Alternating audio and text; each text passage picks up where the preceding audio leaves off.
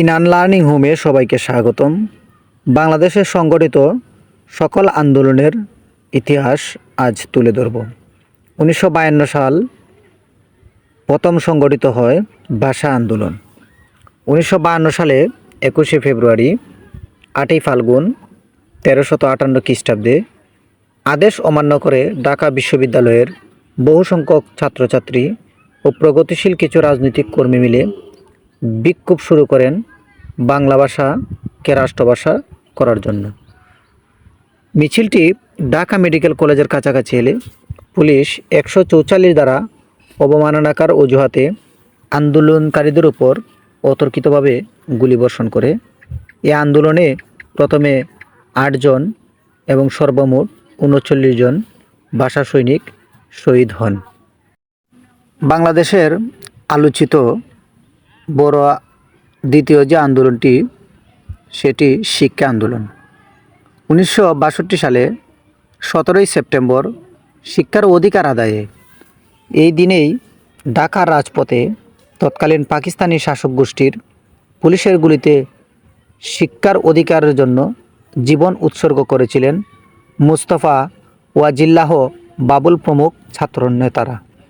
পাকিস্তানের সামরিক শাসক ফিল্ড মার্শাল আইয়ুব খানের শাসনামলে শরীফ কমিশনের নেতৃত্বে একটি শিক্ষানীতি প্রণয়ন করা হয়েছিল, যে শিক্ষানীতির বেশ কিছু বক্তব্য তৎকালীন পাকিস্তানের মানুষের আর্থ-সামাজিক অবস্থার সাথে প্রাসঙ্গিক ছিল না। তাই এই শিক্ষা আন্দোলন অধিকার রক্ষায় বীর বাঙালি 3 জন শহীদ হয়েছিলেন। বাংলাদেশের আলোচিত আরেকটি বড় আন্দোলন হচ্ছে 6 দফা আন্দোলন। 1966 সালে পূর্ব বাংলার জনগণের প্রতি পাকিস্তান রাষ্ট্রের চরম বৈষম্যমূলক আচরণ ও অবহেলার বিরুদ্ধে আন্দোলন সংগ্রাম তাৎপর্য লাভ করে 6 দফার স্বায়ত্তশাসনের দাবির মধ্যে 1966 সালের 5 ও 6 ফেব্রুয়ারি লাহোরে অনুষ্ঠিত বিরোধী দলগুলোর সম্মেলনে 6 দফা দাবি করা হয়ে থাকে। এ দাবিগুলোকে বাঙালির মুক্তির সনদ বলা হয়। এই 6 দফাকে কেন্দ্র করে তৎকালীন সময়ে বীর বাঙালি শহীদ হয়েছেন মোট 11 জন। বাংলাদেশের বড় আলোচিত আরেকটি আন্দোলন হচ্ছে 69-এর গণ অভ্যুত্থান। 1969 সালে পাকিস্তান রাষ্ট্রের বিরুদ্ধে পূর্ব পাকিস্তানের জনগণের স্বতঃস্ফূর্ত অংশগ্রহণে 1969 সালে সবচেয়ে গুরুত্বপূর্ণ আন্দোলনটি সংগঠিত হয়। ইতিহাসে এটি গণ অভ্যুত্থান নামে পরিচিত। এটি বিপ্লবাত্মক রূপ পরিগ্রহ করে।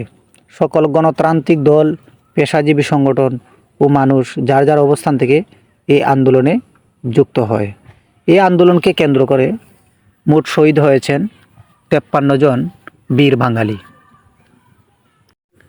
বাংলাদেশের ইতিহাসের মুক্তিযুদ্ধের পর সবচেয়ে বড় আলোচিত আন্দোলনটি 2024 এর গণ অভ্যুত্থান আন্দোলন। স্বৈরশাসক শেখ হাসিনা একতরফা বা জালিয়াতির নির্বাচন, বিরোধীদের দমনপীড়ন, অনিয়মার দুর্নীতি, আমলার প্রশাসনের উপর নির্ভর করে দলটি 17 বছর ক্ষমতায় টিকে থাকে। অবশেষে 5 আগস্ট 2024 জনগণের বিক্ষোভে শেখ হাসিনা গোপনে দেশ থেকে পদত্যাগ করে সামরিক বাহিনীর সহযোগিতায় পালিয়ে যায়, যেটি বাংলাদেশের ইতিহাসের প্রথম। আন্দোলনটি শুরুতে ছাত্রদের কোটা সংস্কারকে কেন্দ্র করে হয়েছিল, কিন্তু পরবর্তীতে এর সাথে সমাজের বিভিন্ন শ্রেণী পেশার নানান বয়সের লাখো লাখো মানুষ অংশ নিতে শুরু করে। এই আন্দোলনে শিশু, ছাত্রছাত্রী, নানান শ্রেণী পেশার মানুষ শহীদ হয়েছেন। তাছাড়াও কয়েক হাজার মানুষ আহত হয়েছেন।